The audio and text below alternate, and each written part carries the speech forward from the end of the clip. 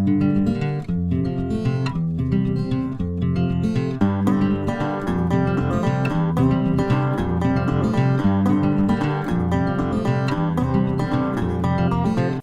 and welcome to Warhammer Joey with me, Joey, and this is a lore video today. Haven't done one in ages. So this is basically a video for Finn from the Finn show, because I promised him I'd do a high elf video ages ago and I never really got round to it because basically I was pretty much stuck for some time trying to think of what's high elf, because if you've seen the rest of my fantasy lore videos, they're pretty much themed around, you know, the general theme of the magic that we're talking about. So fire, metal, tinfoil, shadow, death, that kind of thing. So I was really stuck for ages to think of what to do. But I had an epiphany today about high elf magic. So basically, high elf magic isn't themed. It's just magic. So I'm going to do my own magic tricks in between the spells. And there are 9 spells this time if we include the attribute as well. So in between each spell, I'm going to do a magic trick for you. I'm really quite good. First things first is the attribute, and the attribute basically means that whenever a spell is successfully cast from that lore, it happens automatically. So always be wary, or just be sure that you know what's going on with your attribute and if it benefits you, because it can help change the decision of maybe what you're casting or who you're casting it with. So the lore attribute for the high elf is the Shield of Sapphire, which basically gives a +1 to the existing ward save of the wizard and the unit that it's in. For any models that don't have a ward save, it starts with a 6+ and then goes down as you cast more spells with your wizard, and the more successful spells you knock down, you increase the ward save. It does have a maximum of 3+, so you can't obviously get to a ridiculous level, but it can help strengthen an already quite survivable unit, or just help maybe a cheaper one, depending on where your wizard is, get a bit more survivability. So it's pretty good as far as the signature goes, and I believe this was an actual spell in its own right. So this is a good one to automatically go off if you successfully cast, and since high elves are pretty good at their magic, it's safe to say that they're going to get a few spells off. So don't forget the lore attribute.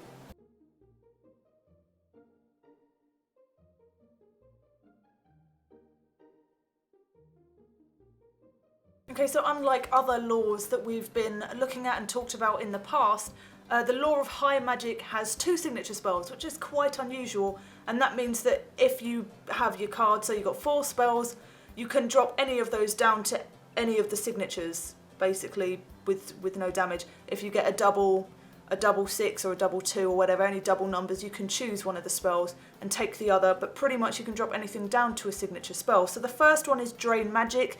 It is a cast on 7+ with a range of 18 inches, and it is on any friend or foe, any unit, friend or foe, any at all. So what it does is it takes away the effect of a remains in play, any that's been put on you, or that remains in play on them. So, you know, kind of throne of vines, that kind of thing. If you've got a life on you, you want to pretty much take away that. So you want to take away something that is kind of nasty. Some of the vampire ones as well that get worse over time. You want to be careful about what's being cast on you, and this, you basically have the ability to take that away. So if you've got something that you know is pretty nasty, that's excellent to have. You can increase the casting value to a 14+ to be all units within 18 inches of you, to take away the effects of all of that as well. So it's a pretty tasty signature spell, but it depends what you're up against. Okay. Here's a penny. Okay? Right, ready? 1, 2, 3. The penny is gone. The penny is back again. Okay, the next signature spell, again one that you can drop down to if you choose to, of any of the cards that you happen to get, is Soul Quench. And Soul Quench is kind of a simple spell as far as spells go, but it's pretty nasty. It's cast on 8+ with a range of 18 inches, and it's 2d6 strength 4 hits. You can increase that to a 16+, which is 4d6 strength 4 hits. This is kind of akin to a fireball. The only difference really being is that the fireball range increases, as the casting value does as well, and the strength and the amount of d6 you can roll. But this is still kind of horrendous for a signature spell. But since you're high elves, you can choose any lore that you're going for, and if you want a decent magic missile, fireball's still pretty much the way to go for that, for cheaper, better distance and range to it, and you know, you may have more than one mage, so this is a great one. But if you're going for a magic missile, I'd still say fire is the best way. I'm going to guess your card, okay? So we shuffle. Oh, never mind, we don't need those. Shuffle. Okay, pick a card. I'll pick one for you, okay. Okay, that's your card, okay? Let me try and guess your card. Is it this one? Okay, so we are out of the signature spell and into the first spell of the lore of high magic, and it is Apotheosis. If that's said wrong, deal with that. Deal with it. It's a cast on a 5+, it's an augment with a range of 18 inches, and it says when cast upon the target, they can regain 1 wound. If you increase that to a 10+, you roll D3 wounds, and it says if wounds are regained, brackets, if any, the model still gains fear, so that's an added bonus, and a bit of health back, so yeah, pretty decent for the first spell, kinda cheap as well. I am going to make this card disappear.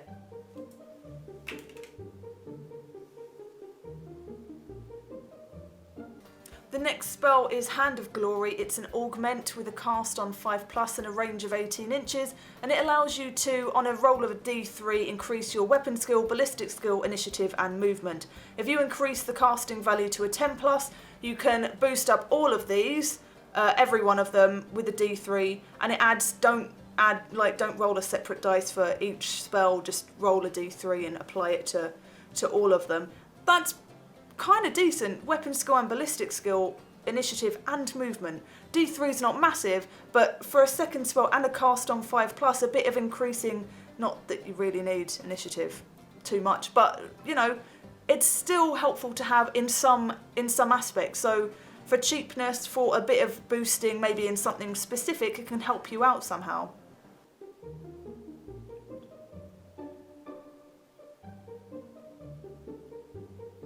Spell number 3 is Walk Between Worlds. It's a cast on 8+ and a range of 24 inches, and it means that the wizard can cast this on an unengaged unit within 24, and it becomes ethereal, and it is able to move 10 inches as if it were the remaining move subphase. That's awesome. If you can sneak up in your magic phase, you know, if you're close to an enemy, you're ethereal and you go straight past them. What? Ridiculous. If you increase the casting value to a 16+, you can move 20 inches. 16, not as easy to cast, but if you desperately need to become ethereal and move 20 inches, this is your perfect spell.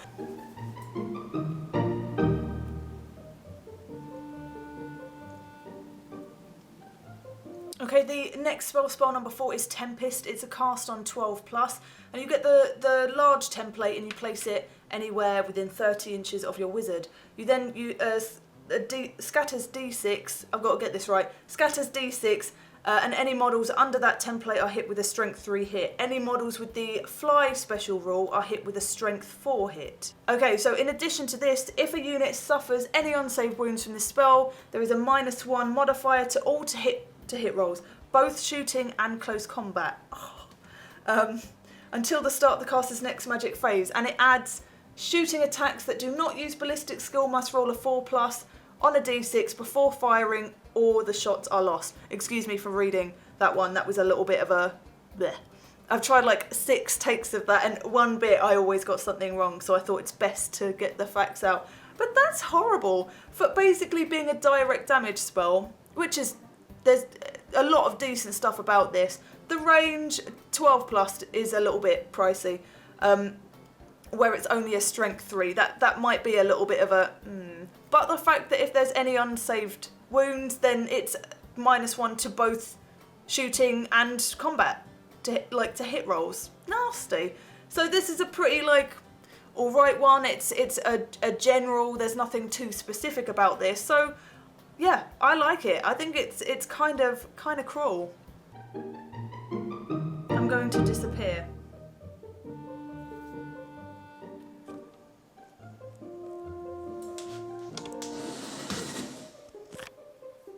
See? Spell number 5 is Arcane Unfortunate. It's a cast on 13 plus with a range of 24 inches. This is another direct damage spell where we've just seen the one before, which is a cast on 12 plus.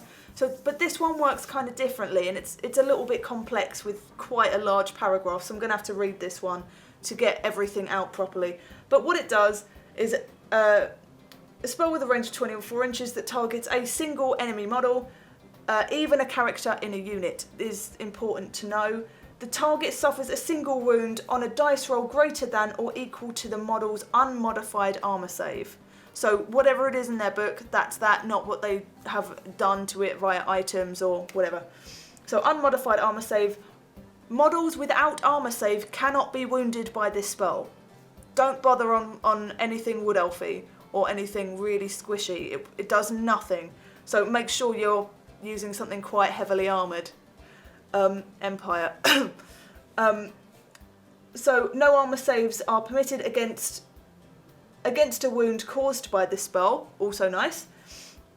The owning player must then reveal to the caster all the magic items possessed by the target, if any. I told you this was complicated. So once you've done that, once you've taken a wound off, the owning player must then reveal to the caster all magic items possessed by the target. Any magic swords, anything at all, items, anything. If the target has one or more items, randomly select one of them. The item is immediately destroyed on a roll of a 2+, and cannot be used for the rest of the game. Note that this spell has no effect on magic items that are mounts, magic items that contain bound spells that have miscast during the game, and any items labelled as one use only that have already been used during the game. Do not include these when randomly selecting a magic item. So know your magic items if you're planning to use this spell. It's kind of complicated. I hate having to read stuff because I don't mind like going through it, but it is a bit odd. That's quite an odd selection of things to have. So they don't seem to match up to me. So direct damage, great. 24 inches, great. Choose a character, even in a unit, great. Take a wound off, awesome, to do with armor save. But then where does the magic bit come from? Take all the magic items and choose one and take it away. That's an awesome addition, especially lizards and their nasty cube thing. Awesome. I play lizards, I should know what that's called, but I haven't played a game with them yet properly. So don't judge me. But that's a ridiculous spell for a 13+ as well, and it can't be increased in any way. So that's as it is, pretty much. How cool is that? So if you know your stuff about magic items, and as I say, there were many reasons to not, if you've got certain magic items that have been used or bound spells or whatever, know your magic items before you go in and use this one, because you could waste it, I guess. A 13 still a bit, depending on how many dice you want to cast. But, you know, it's kind of sneaky. I'm going to make these crisps disappear.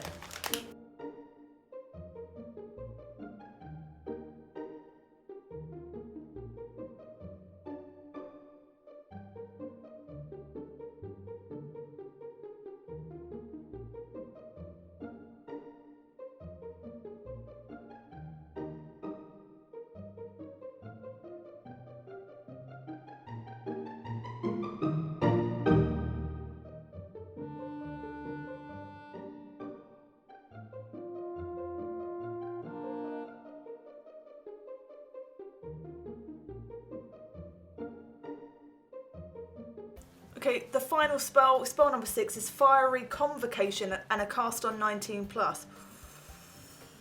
Already that's quite high. But nonetheless, it's a direct damage spell and remains in play with a range of 24 inches, and every model within the target enemy unit suffers a strength 4 hit and the flaming attack special rule. And that happens, strength 4 hits, flaming special rule to every model at the end of every subsequent magic phase.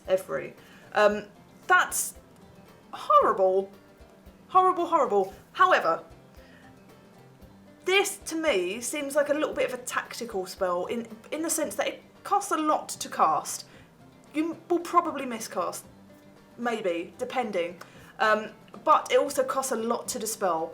So depending on if you want to waste their next magic turn by them having to dispel this kind of horrific strength 4 flaming special rule, this can annihilate all of my Wood Elf army. All of them. Every one of them. It's just pretty nasty, but the cast on 19 plus is a little bit... Yeah. Are you going to cast it? But if you've not got a lot to lose in that respect and you don't mind suffering a 6/6 and, you know, sucking yourself in the warp when the void, you might as well cast this one as just a nasty remains in play. It's awesome because you've got to dispel it on 19 plus. So yeah, it's good, but it's not like it's no Purple Sun, you know, it's no massive final spell. There's no finale feel to this one. But I guess as the new books have been coming out, there hasn't really been for any of them so far. So perhaps they're kind of weaning that concept out to make it a little bit fairer. But you know, the casting value on this one alone is really high, and you can't boost it in any way. So it can't be increased. Of course, I mean, increase that casting value, Christ.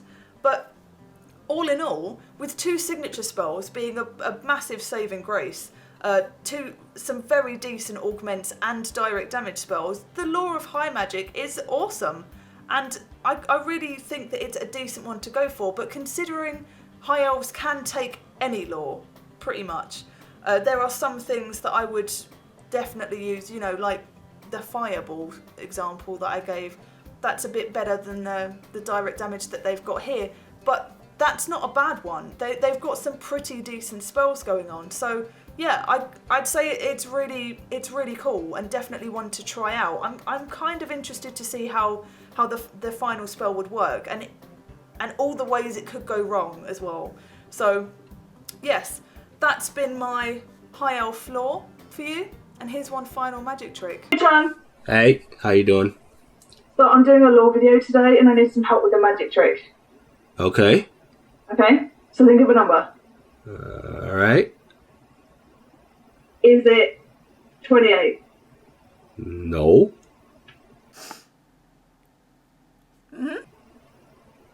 No. Yeah, cute. Never said I was good at magic, people. Never said I was good. Okay, so if you're any good at magic, I would like video responses. If you are also a terrible wizard and you want to share them with me, you can make it slightly Warhammer related if you like. Pretend you're casting a high elf spell and, you know, go for it. Show me a terrible magic trick. I know you're out there. You are. Also, the WGConsortium, I guess, website is completely out now. There's forums. I'm on there. I'll be posting stuff, including my videos. There's all of the producers there. And yeah, take a look. The link's down below and everything's up and running. So get involved. And we can have forum chats as well as video, Twitter, Facebook and everywhere else chats. If you weren't sick of my face enough yet, including mini wargaming, which is tomorrow at... What time is it? 10 p.m. English time and 5 p.m. American time. I know there's various time zones. Have a look on the Mini Wargaming site and the live shows. But that's where I'm going to be tomorrow evening, and I do pretty much a Q&A and random TV talk and just generally hanging out with you guys while doing something basically Warhammer-esque. So yeah, get involved, have a look at the links down below of the stuff that I've been talking about, video responses of your terrible magic tricks, and I hope you enjoyed this lore video today. Bye!